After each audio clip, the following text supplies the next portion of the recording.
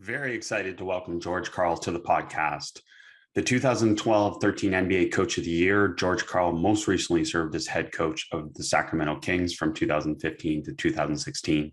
Karl's NBA coaching career has included time with the Cleveland Cavaliers, Golden State Warriors, Seattle SuperSonics, Milwaukee Bucks, Denver Nuggets, and the Sacramento Kings.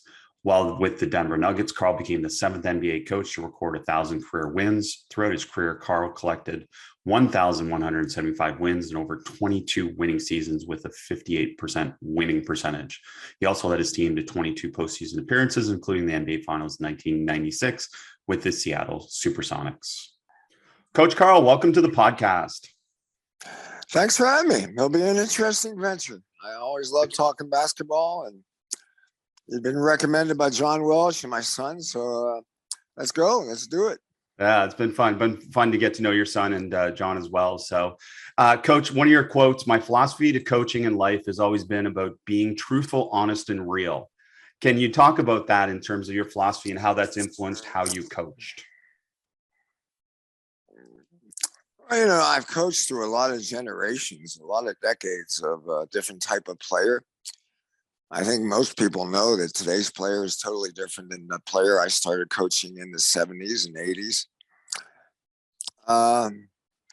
The game has become entertainment and business more than going to the gym and kicking somebody's butt and enjoying competition. And the spirit of the game, I think, has really changed a great deal. And along with our society, our social situation, and I think in life in general, I think the internet era of life has created this tremendous information flow, but it also has created dishonesty and disruption and discrediting and a degree of selfish ignorance, a little bit. That scares me. So, I've always kind of been a straight shooter.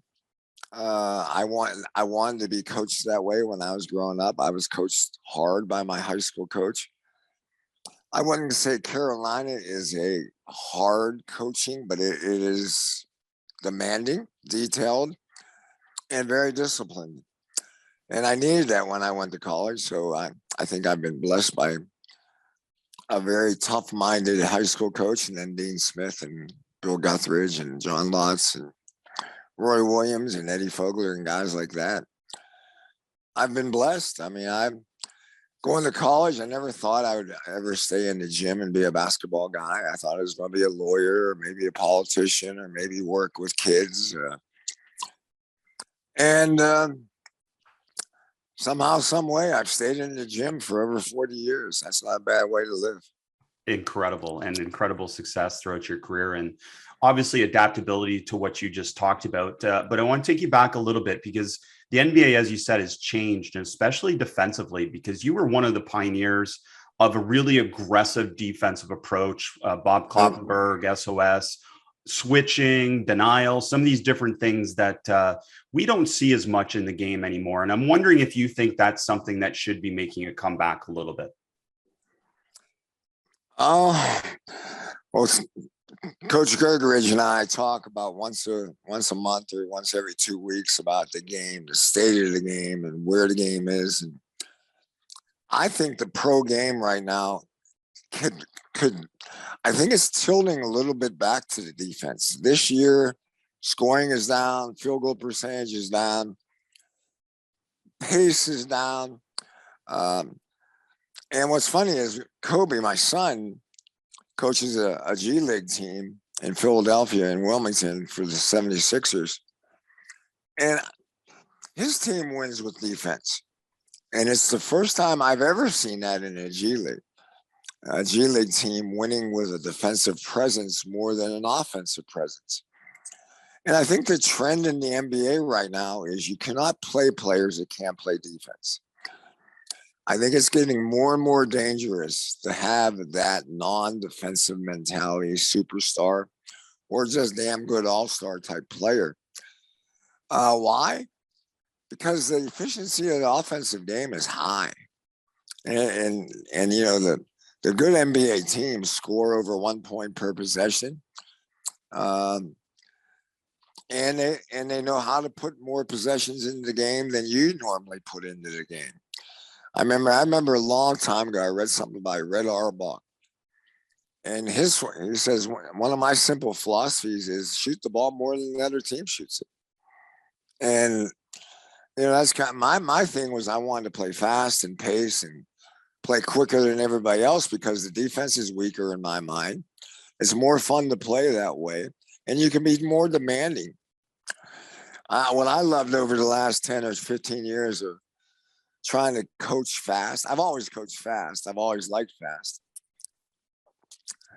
But, when we had success with it in the 2012 and 2013 year after Melo's trade, everybody called it street ball.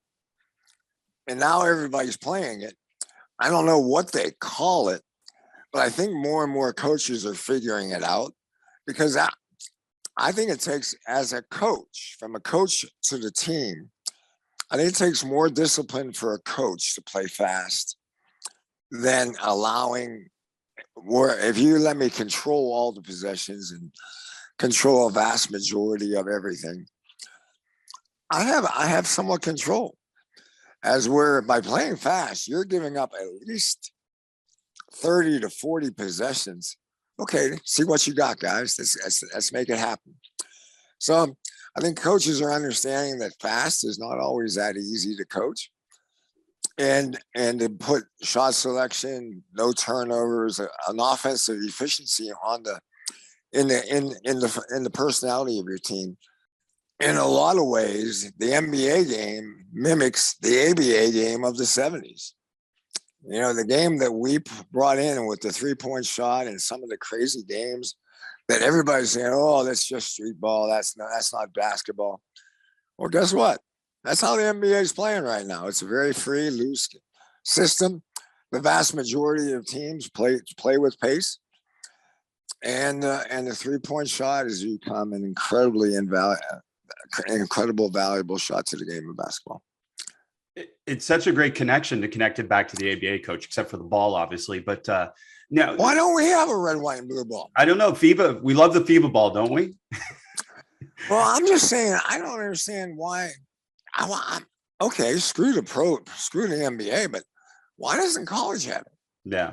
Why doesn't college have, okay, when you played at Carolina, you got a light blue and white, and, and then when you play, Syracuse, it's a red, white, and blue ball. I mean, you could have all types of marketing things here that I have no idea why the bias of, oh, that ball is just like it's, like Red Auerbach, I think, said it should be in a circus with a clown.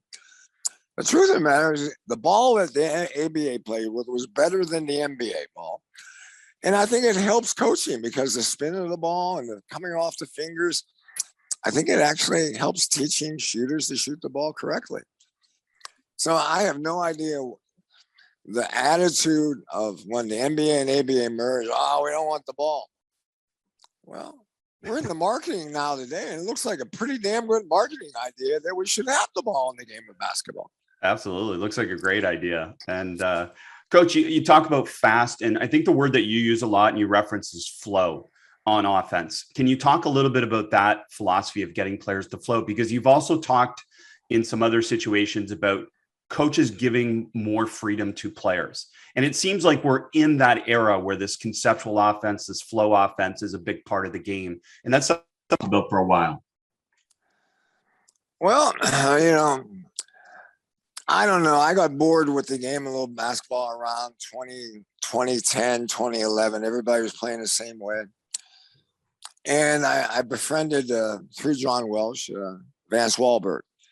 And we talked about, dribble drive basketball and changing the kind of the principles of execution to more space-oriented basketball and allowing the individual to create the play, the basketball play, rather than the coach dictating the execution of the play. And to be honest with you, that's the way I like to play. I mean, in high school, I scored over 100 points a game with my team. I love to play fast. Carolina, we averaged 90 points a game. My 3 years in the 70s without the clock and without the three-point shot, we still averaged 90 points a game. So I've always been with fast. But the flow came with understanding that it's hard to play fast all the time. The game allows you to maybe dictate as the game goes on how to play faster. But early in the game, it's hard to have fast, but it's not hard to have flow. Flow is a rhythm. Flow is a feeling. Flow is an enjoyment. And, I watched the two things I watched when I was looking at Vance Wahlberg stuff was the Spanish soccer team of like 2012 and 2016, and how they passed the ball really quick without holding it. And then I know of the San Antonio philosophy of you got 1 second to make your decision, and I've used that. I want no hold basketball. I want you to catch and play, catch and pass, catch and shoot, catch and attack, but I don't want you to hold and help the defense. So, my label was not 1 second, but no hold. And all I tried to do through playing fast was speed up the decisions of the game, which creates energy, in my opinion, creates positive energy and flow to the offense having the advantage rather than the defense having the advantage. 5-on-5 offense is hard. I don't care where you coach it. 5-on-5 offense is difficult. So the more possessions you get by rhythm and flow of your offensive philosophy, by ball movement, quick ball movement, and quick attacks, and then finding the open man. The principles of North Carolina basketball playing fast is still here. I mean, good shot selection, no turnovers, move the ball. Don't try to make the hard play, make the easy play, make the game simple. All that is kind of the flow that I was searching for. And then the other team I studied was Oregon football when the guy at UCLA was at Oregon. Yeah, with Chip Kelly. Yeah, and I studied him and how fast he played. And then I talked to other college football coaches and how they were complaining that we have too many possessions in the game of basketball. And that flashed back to Red Auerbach telling me, well, the team that has the most possessions usually wins. And so it's kind of a simple philosophy because, my playbook went from 50 plays to, 10. And most of my plays were out of timeouts and on sideline out of bounds or baseline out of bounds. And so you were teaching shot selection, spacing, ball movement, but you weren't exactly teaching angles and how to set a screen and how to read a screen. It was more of spacing and cutting and how to letting the ball have space to breathe, and then when to cut out of the corners, when to hold the corners, and all. So the game changed. It was exciting to learn the new game. And then when we made the Melo trade, we kind of went from an isolation team and a flow team. The second unit played flow. The first unit played Melo ball. And to be honest with you, I was surprised how much the players enjoy doing it. Hmm. I mean, I remember when we traded for Chauncey Billups, Chauncey came in very much in all the years in Detroit, low possession game, execution minded game. And Chauncey was, he was a little leery of playing this fast. But I bet you if you called Chauncey up today, he'd tell you it was some of the most fun he had playing the game of basketball. Even though I don't think he's a very fast point guard leader. Right. But he understood that the shots that we get in the open court were better than shots than we got in the half court. I love the quote, flow is an enjoyment, because that describes it. And you've also talked in other interviews about shots that, wouldn't be allowed 5 to 10 years ago are now allowed, like a step back three. And then the other thing that you said, and I'd love you to comment on this, that shots that are okay analytically might not be okay chemistry wise. And that connects back to what you said about flow as an enjoyment. Well, when I first initially went to the dribble drive, I called it this generation's passing game. I don't want to stop some of the old school stuff, but spacing in my mind is moved ahead of probably screen setting. Attacking the paint, and how do you get into the paint and read the main and make the defense get into recovery? I mean, I go back all the way to Chuck Daly, who told me that, the simplest offense in basketball is get the defense in recovery or help and keep it in help. And that's all basically dribble drive is. Create a defensive mistake and keep them in defensive mistake reactions, recovery. And somewhere along the way, they'll make a mistake and give you a layup or three, the two shots that you want. And also the shot I don't think gets emphasized enough in the dribble drive is getting fouled. I mean, if you have a guy that you can win the free throw line, I still think that is in my opinion, the layup is still the number one shot. And free throw, just by a little bit, is more important than the three ball. Even though I think 90% of the world right now probably thinks the three ball is the most important shot. Such an interesting thing. Like, obviously the three is the most obvious thing that's happening in the game. But as you said, this intent to get rim, this intent to get fouled at the rim is prevalent in the analytics game that is this modern game. But this has always existed. It's just that through the generations, I imagine what you've witnessed is that the game gets called differently. And we're seeing that this year, aren't we? I think no one's talking about it, but the game is being refereed differently this year than I've ever seen.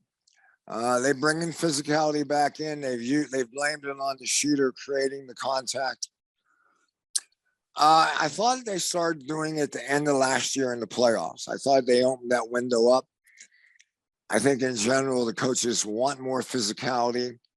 And I think the game needs more physicality. The game has gotten to be, last couple of years, I've actually watched college games that were more physical than pro games. And I didn't think, our athletes, we just got to, coaches and players will react to whatever rule interpretations they bring to the game and try to figure it out and try to make it an advantage to them. And that's the greatness of the game, right? In my opinion, the thing I love about basketball is constantly evolving. The coach I was in the 70s and 80s, I'm totally different now. The coach I was and what coach my son is, we're totally different. But in the same sense, we're also very similar. Kind of reminds me a little bit when I met John Wooten, and I got to spend 3 days with him at one of his fantasy camps. And I was amazed how that he and Dean Smith were very different in so many ways. But in the same sense, they were so much alike in so many ways.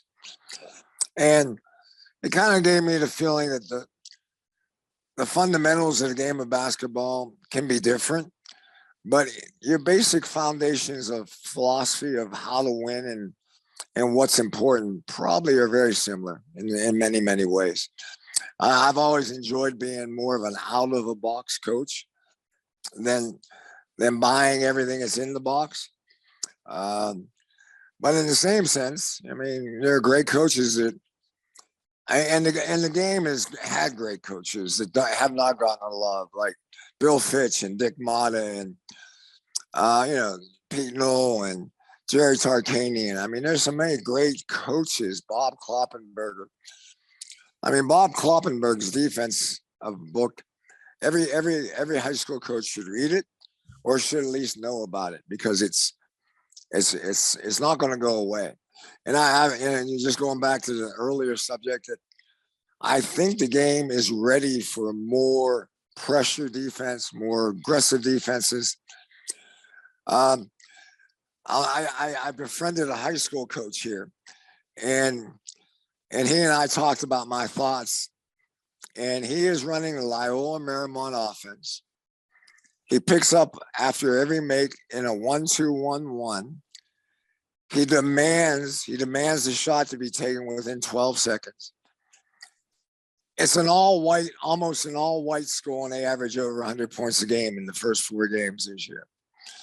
So, playing fast can be done doesn't have to have athletes and speed and quickness. It's got to have a coach that's committed to doing it that way. And he plays 1-2-1. He also has a run and jump. Carolina's run and jump.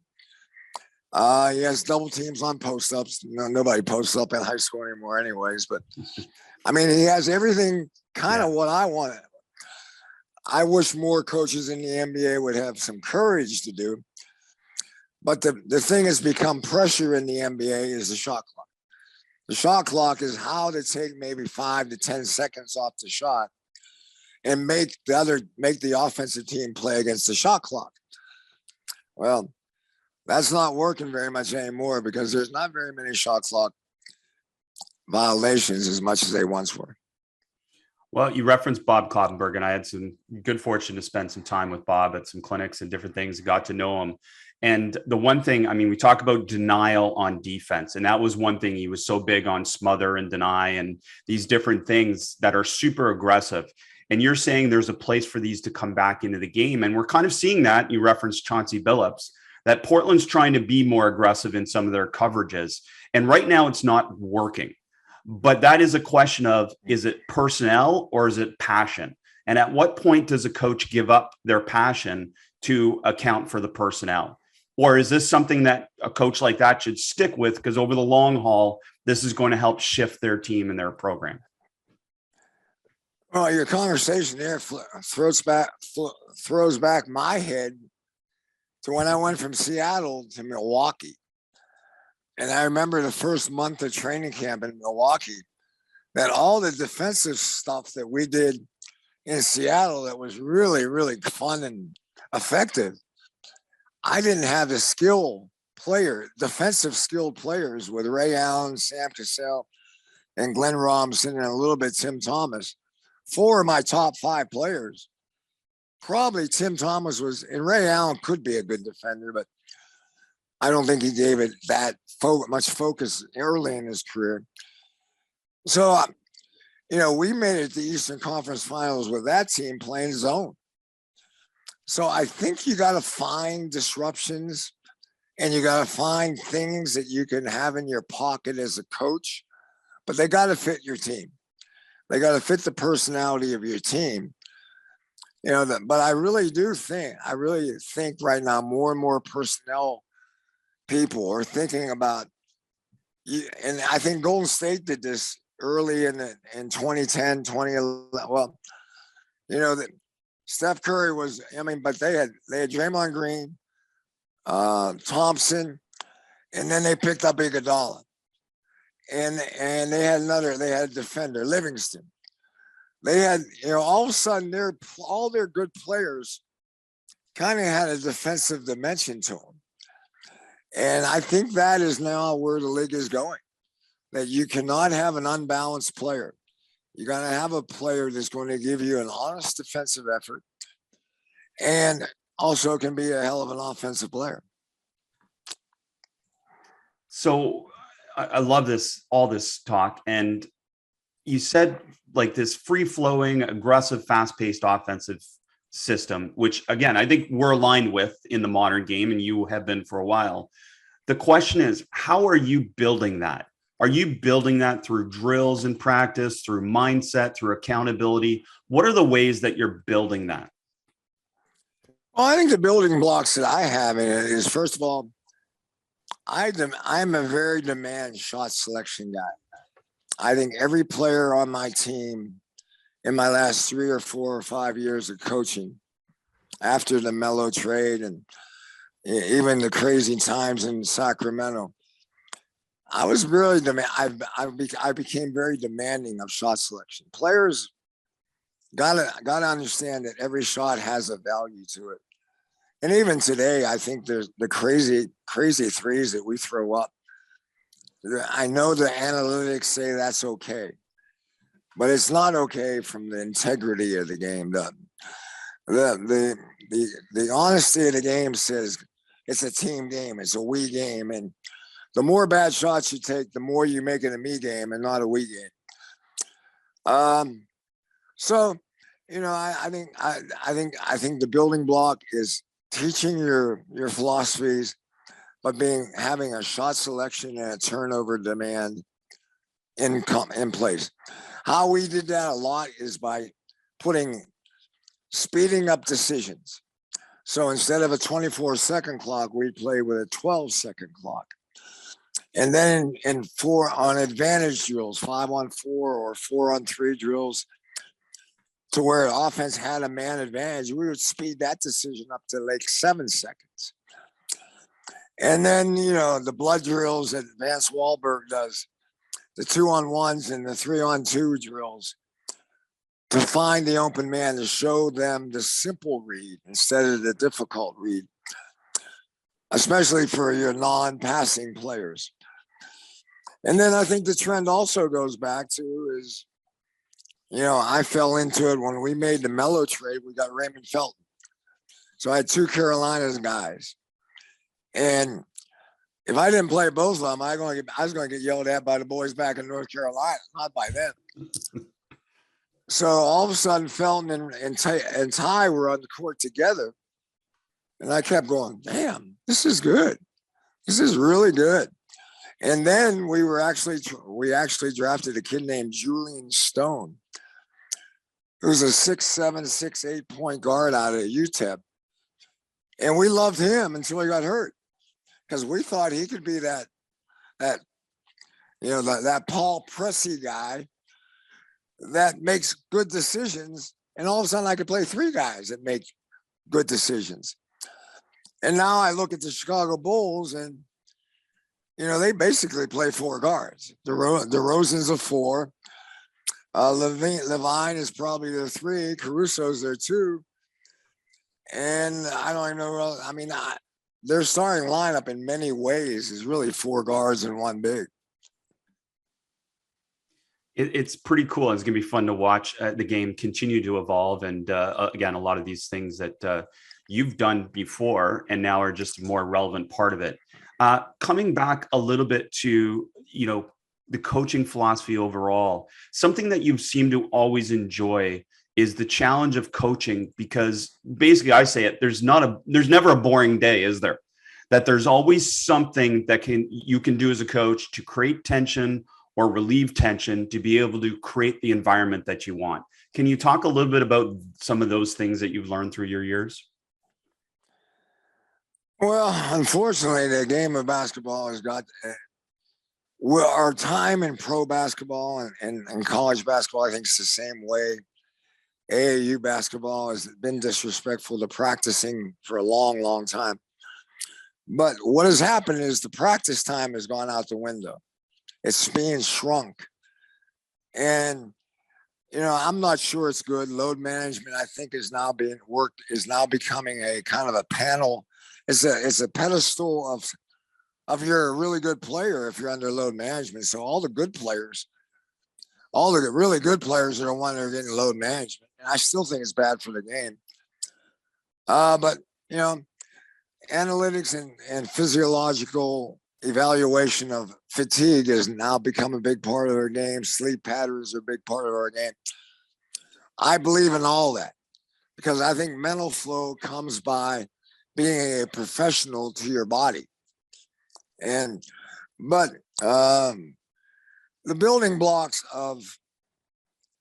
I forgot the question I'm supposed to be answering, but well, you talk about a little bit about how your philosophy, connected with players in the sense that you wanted to challenge them, but at the same time, you wanted to create positive energy, which is essentially what you're talking about anyways right now. Yeah. Players like playing fast. And so, you can make the challenge. I mean, the whole thing comes down to is the commitment to play fast is a coaching decision, because you're giving up some of your control. And I even see this year more and more coaches are kind of taking back control of the game. Then maybe the crazy year that we were in the bubble, everybody kind of just played crazy summer league basketball, shoot it fast. Let's experiment a little bit with the game, see what works, see what doesn't work. And I think last year was even a little bit of an experimental year. And sometimes I feel even this year, the NBA is a little drunk on trying to figure out where they want to be with. I don't think there's many teams in the NBA right now well grounded in who they are yet, other than maybe Phoenix and Utah and Golden State. And I like a little bit. I think Memphis is a team that's going to play well. I think Charlotte's playing well because their foundation is pretty well dominating. They're committed to it, I guess is the best way to phrase it. But I think coaches that want to play fast, players, it's easy to get a buy-in on it. And the whole thing, again, is what I think in today's game, there's limited time. So as a coach, we got to communicate better to the time that we have them. And so 10 years ago, we talked about, guys that had attitude problems or ego management problems. And that would take like 5 or 10 minutes. Coach, you take him, I got him, you get him. Today, that's a little longer. It takes a little longer than that because you have more agent involvement. You have more management involvement. You're not on the practice court as much. So you got to touch them somehow, some way. Video has become, I don't trust video, but a lot of coaches think video is the answer. I don't think it's the answer. I still think repetition and going on the court is the best way to teach basketball. And I think the thing that I think more coaches should do, and again, they're giving a little bit up their personality to do this, make practice fun. Make practice fun. So instead of being in a whipping post or a demanding disciplinary, militaristic attitude in practice, and make the game enjoyable. Play with number games, play a lot of games.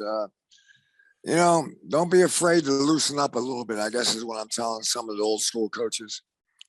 That's good. Can you give us some other examples of making practice fun? Because I agree. I mean, just style of play that you described is more fun for players, as you referenced that high school coach where the kids are playing this fast style and free flowing offense. But what are some other ways to make it more fun? I think one thing I actually learned, John Walsh beat it in my brain somehow after about 3 years of telling John to go screw himself. All my life, I always started my practice with defense. And John finally talked me into starting more of my practices with offense and offensive games like 3-on-3, 4-on-4, 4-on-4, and work on your offense early. Defense has a way of fatiguing the mind, especially.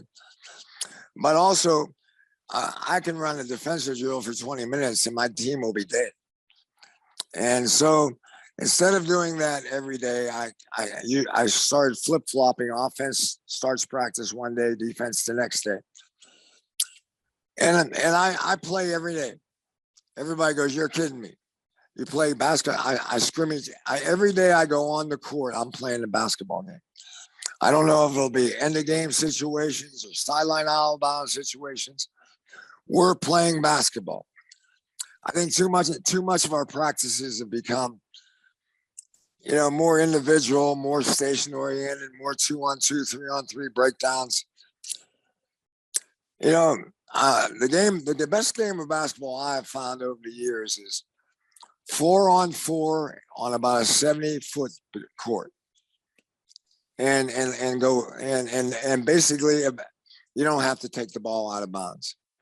Doug Moe put it in what we called the beat game a long time ago, where he wanted to speed us up so there was no out of bounds. So as soon as the ball was out of bounds, the referee pointed that direction, and how you got it in, it was fine. You can dribble it in, you can throw it in. So anything that, again, speed up decisions, And also working with players, because big guys sometimes get lost in the sped up game. And the truth of the matter is, I'm not anti-big. I'm anti-bad decisions. I'm anti-bad passers. I'm anti-guys that don't have a feel for the game. And I think what you're seeing more and more are big guys are going out to the perimeter more and more often, because big is still pretty good. You still need big every once in a while. But speed and athleticism is definitely something that I think coaches now are searching for more than ever. Well, I couldn't agree more with the concept of playing more basketball in practice, because again, you're talking about fun. Players want to play basketball, and as you said, for our first practice, we scrimmaged usually 2 quarters, and we have we get right into it. Coaching the game as it's being played, there are assistant coaches that are really, really good at that. Find one of those guys, because I don't like slowing down practice with a lot of words. I want kind of the coaching being on the move, maybe in 30-second segments, but I don't want a 5-minute lecture in the middle of my practice. Couldn't agree more. And the players don't want it either. So play more basketball, short bursts of information, coach them while they're playing. And you already referenced kind of this small-sided game or these constraint-based games where you change the rules a little bit to shape something in learning, and just tremendous stuff. So building on that, Coach, I'm wondering, what do you see as the opportunity for coaching to improve over the next few years then? And you've talked about this part of it, which is coaches playing more basketball in practice. Are there some other areas where you can see for coaches improving? Maybe, my big thing is making, we use the word culture. The culture of your gym. I want my gym to be about playing basketball, I don't want my gym to be a workout gym. The NBA, the gym has become a workout gym. Okay, whose workout is it from 10 to 10:30? Oh, it's those. We got 2 guards working out. And then at 10:30, the big guys come in and you big man drills. And then, you might have a shooting drill. All of a sudden, we are doing individual skill development where basketball, knowing how to play basketball, can be taught. And if a guy's a bad decision maker, he can become a better decision maker. If he's a bad shot selection, he can change his shot selection. We just demand that more than coach it. And I think the more you play 3-on-3, I know people think I was crazy, but my last couple of years here in Denver, guys have a warm-up protocol before a game. Well, we started playing 3-on-3 before the game. Mm-hmm. Why? Because the guys liked it. And I got a couple guys hurt. I think Dante Jones sprained an ankle just before a big game. And I got yelled at by my front office that you can't do this. You can't play 3-on-3. And I say, I think you're crazy. I think it's why we have an edge right now is we're doing things that no one else is doing. So I think that coaches have courage to do things maybe outside the box and don't follow the norm of copycat coaching, as I call it. And there's a lot of room. Like I tell Kobe all the time. My son is experimenting with boxing 1 and a triangle and 2. He's run it a couple times. I think it's really good. I remember we ran a boxing 1 defense when I coached at Real Madrid. And the guy we only ran it after we made threes. So when we made a 3, we were in boxing 1. And the guy that made the 3 could pick up anybody he wanted to pick up. So it was just a fun gimmick to the game of basketball. Then there could be more of that. The 1-zone defense, I think, has not been tried over the last team I remember doing it well was the Lakers of maybe the 70s and 80s. Is the 1-3-1. The 1-3-1, it used to be kind of a mainstay in NBA basketball. I haven't seen it in a long time. And I know the coach from Michigan. I forget the guy that I think that went to Cleveland. John Beilein. Yeah. I think he's messed around with the 1-3-1 at Cleveland a couple of years ago. But I think, the things that, pick and roll was out of the game for over 30 years.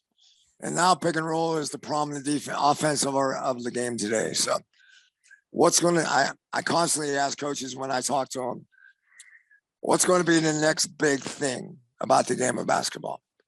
Well, switching has become that, right? To a certain extent, defensively, and that didn't exist for the longest time in the professional and college level. No, I've actually talked to Gerg and a couple others matchup guys. Yeah, I think it's a combination of zone and matchup and man-to-man and matchup. I know Kloppy's defense is strong side man-to-man, weak side zone, which I think is a great concept. But now no one takes the ball to the side very often. It's usually in the middle of the court. Middle of the floor, yeah. So, there's a lot of things. There's someone out there. Isn't the challenge for coaches, and we know this, there's so much money on the line, it's hard to be innovative, right? It's much easier to focus on job preservation and do what others are doing. And you referenced Europe, and that's a big thing. A lot of these innovations seem to come from Europe or lower levels because coaches seem to have to be more innovative to try and be successful, right? I think not only innovative to be successful, innovative because their talent level has to be lifted somehow. Mm-hmm. The philosophy of how you play has got to fit the talent of, a high school can have a 6'11" guy 1 year, and then the next 10 years, they might not have a center over 6'4". And so you must adapt to your personality in some ways.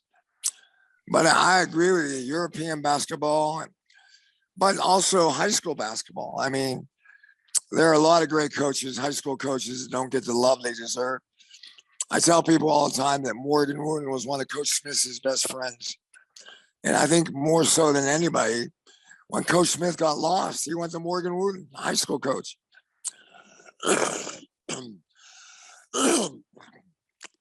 And no, that's okay. I love that. And I love that phrasing, by the way. Talent level has to be lifted, and it's so true. And Coach, I couldn't have you on here and not kind of have you give some advice to coaches. I mean, especially say young coaches coming up now, someone like yourself, all-time win list, incredible career. What are some things that you now would suggest to young coaches to be able to help develop their network and their knowledge? Well, first thing Coach Smith ever told me about coaching is 90% of all coaches overcoach. I still think that's true today. But trust, if you want to build a team that has trust and belief in each other, you from day one has to start with showing them that you trust them. And you got to do that in a mode of correction. Coaching is correcting. Again, the basketball is a game of mistakes. So how do you correct in a positive way? I think I've had this talk with my assistant coaches 1,000 times. I'm going to wear the black hat tonight. You guys got to wear the white hat. I'm going to go after them. Someone's got to pick them up. Because the truth of the matter is, our mind works better in positive atmospheres. So if I throw a punch at a player, a verbal punch on how he's playing, then the next 2 or 3 punches got to be positive. And I'm not capable of doing that. So your assistant's got to be a big monitor of positivity. Energy, positivity, don't let losing streaks bother you. Losing's a part of the process. The other thing is prioritize. You know, in the coaches meeting, you might be a genius, but when you walk on that practice court, the coaches who are geniuses get the job done. And too many times there's too much clutter in the practice plan to get the job done. In the NBA, after you're on a 2 or 3 game losing streak, your list of what's broken might have 7 or 8 things on it, but you only have time to fix 1 or 2. And I don't know where I learned it, but I've become very good at, okay, I know our transitions defense sucks, but this team we're playing that tomorrow doesn't run that much. We better fix our rebounding and our boxing out. You know, whatever it comes down to, you got to prioritize a little bit in a practice time. Over coaching, positivity. I love that, Coach. Just before you go, like, I want to come back to that challenging players, and like what people don't understand about coaching is a lot of those moments are orchestrated, right? And you referenced telling your assistants that you're going to go after them a little bit so that they're balancing it with the positivity. And people don't understand that most of the moments coaches have like that are not these emotional reactions. They're orchestrated to be able to create a different environment, a different flow, whatever it may be, aren't they? Oh, I don't think there's any question that, and having coachable players is a gift. I mean, and then when your best player is a coachable leader, that's a tremendous gift in the NBA. And you know, the more you can give leadership of the team to the team and let them police themselves is a gift. You know, I tell Popovich all the time, I say, you don't coach in the NBA. You've coached. I mean, he might be coaching the NBA these last 5 or 6 years, but when he was coaching Tim Duncan and David Robinson and Ginobili, guys that were great leaders and committed, hardworking son of a bitches, you know, a lot of NBA coaches got to motivate the attitude, kind of connect the egos, and cheerlead along the way, and then kick them in the ass along the way. So, you know, I don't know who told me once, but a kick in the butt is 6 inches away from a pat on the back. And there's a lot of truth to that. Some days it's about kicking them in the butt, and some days it's about shutting your mouth up and patting them on the back.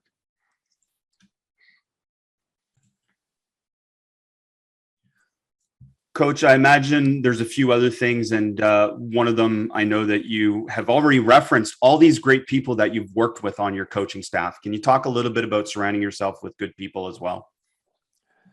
Well, I think the biggest mistake a first-time coach makes is hiring a staff. He hires people that are comfortable to him. And don't get me wrong, I think every coaching staff should have a comfortable coach. But I think you got to hire the best basketball people. And I think sometimes you're that first-time coach, and now you have management involved with coaches. You know, management now is hiring the coaches. I don't understand how that works because I don't think it could work for me.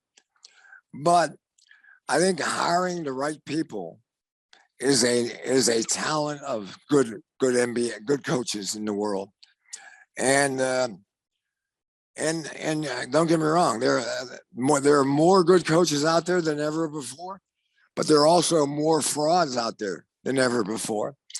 So I think I've told my son this, I said, Kobe, if you ever get the break to be an NBA coach, you should have a list of guys today that you want on your staff. And you got to scout those guys. You got to figure out what those guys are. And, you know, I've been lucky. I mean, I've fallen into really good coaches.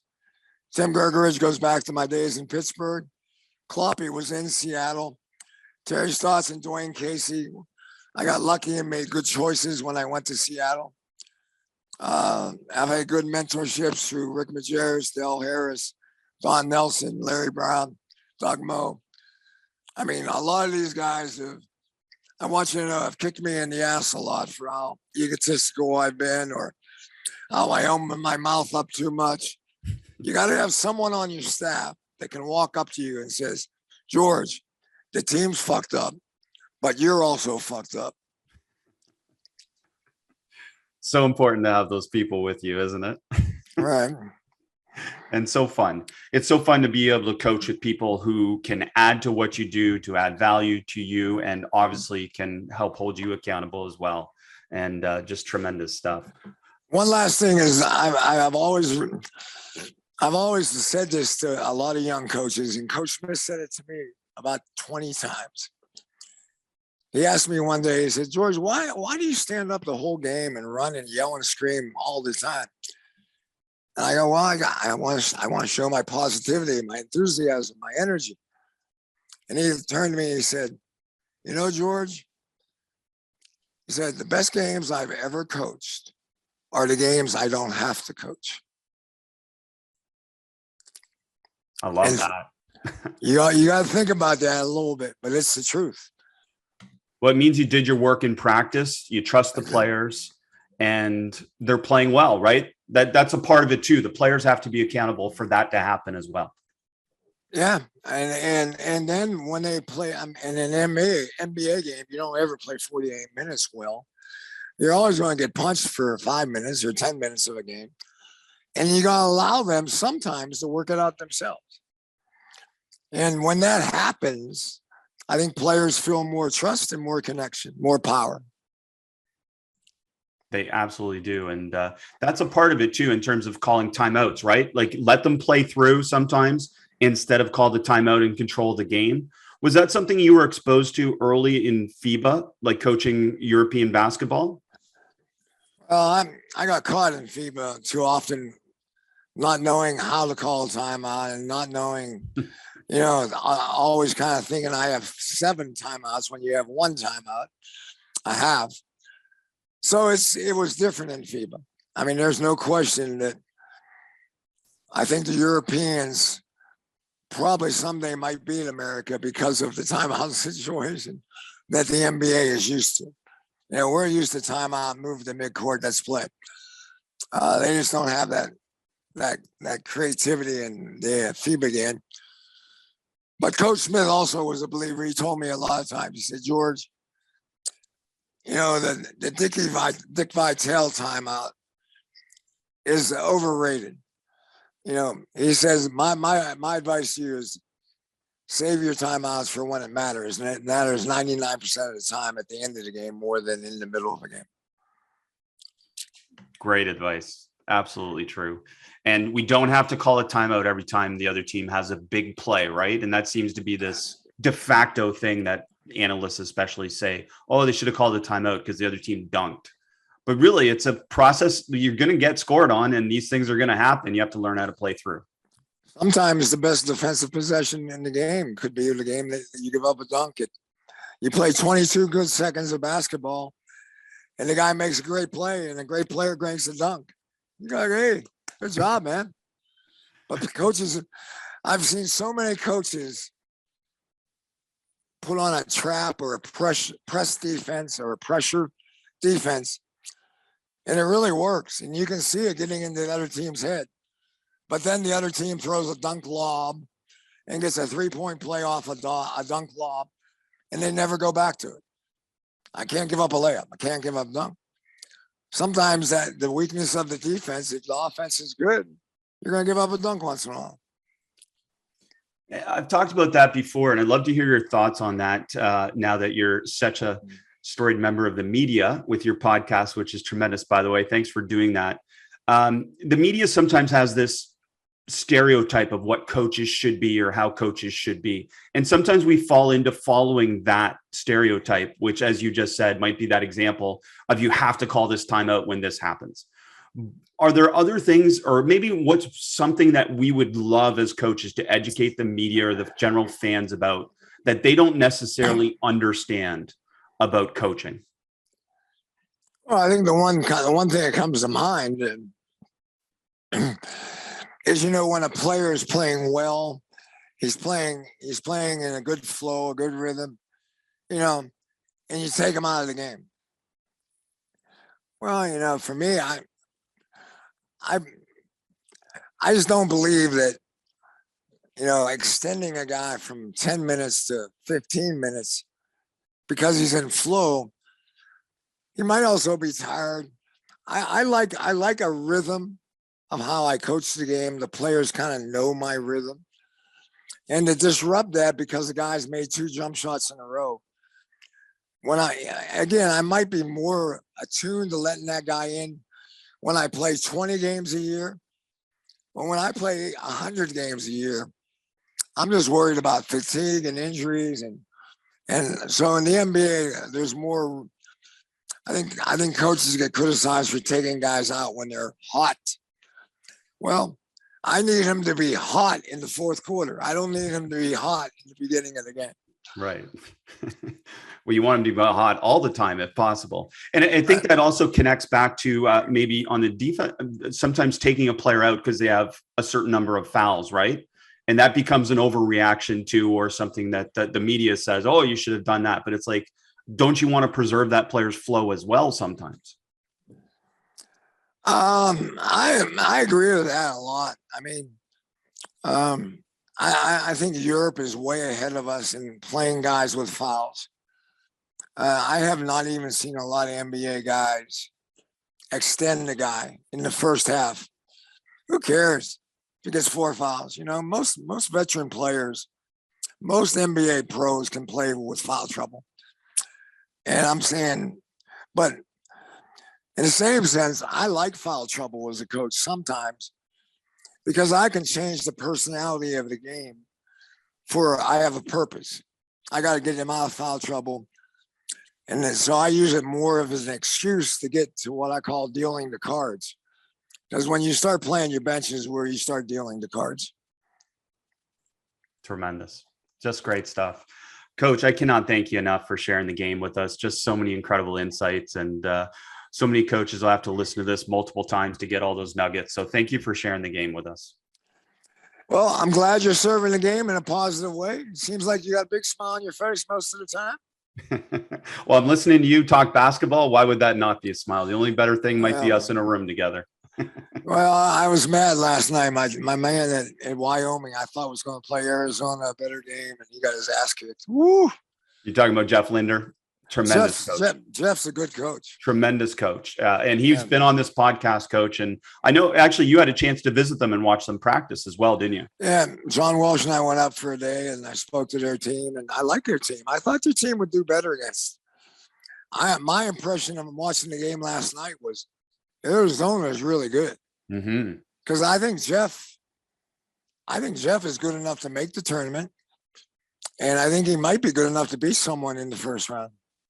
I agree with that. And I think Arizona is better than people expected. And they're doing a great job there with that transition as coach too. Yeah, I mean, I saw that Chicago Loyola defense last night a little bit. I'm going, whoa. If they get to playing defense, woo. And the other thing is the guy at Colorado State's doing a hell of a job too.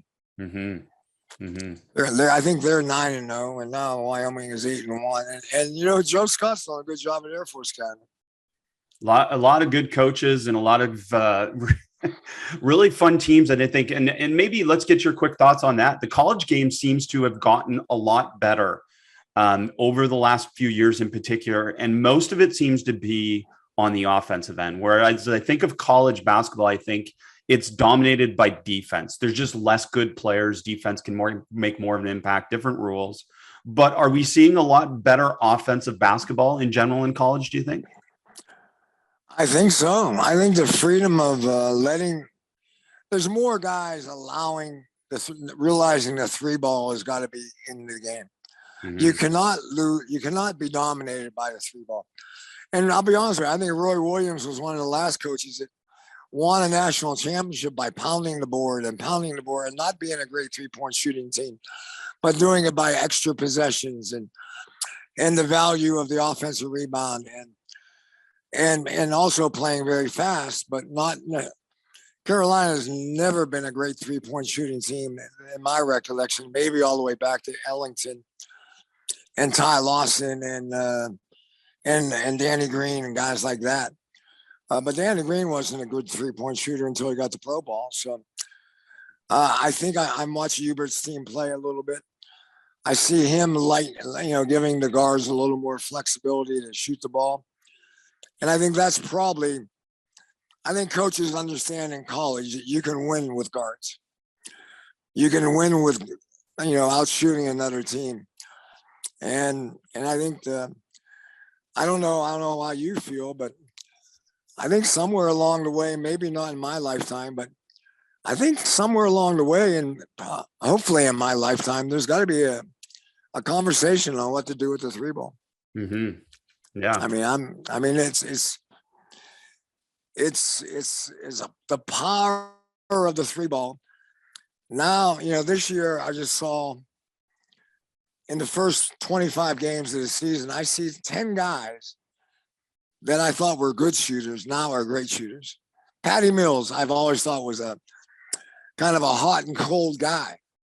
Patty Mills now is a damn good shooter. I mean, you want him shooting the ball. Yeah. And then there's the guy in Indiana, the first round draft pick, made 6 threes in his first game. Chris George of an NBA. So all of a sudden, there's so many more better shooters than ever before. The Bridges kid in Charlotte. Mm-hmm. I've been there training camp the last 3 years. I never thought he'd be a three-point shooter, but he is. And so I think the game now and the coaching knows that if you take a guy out there and he shoot 1,000 shots a day, they're going to get better at it. And I just don't know if the game is made for half the shots to be three-point shots. I just don't know if that's the game that maybe I'm wrong. And I'm an ABA guy. I got an ABA ball in my house, and I love the ABA.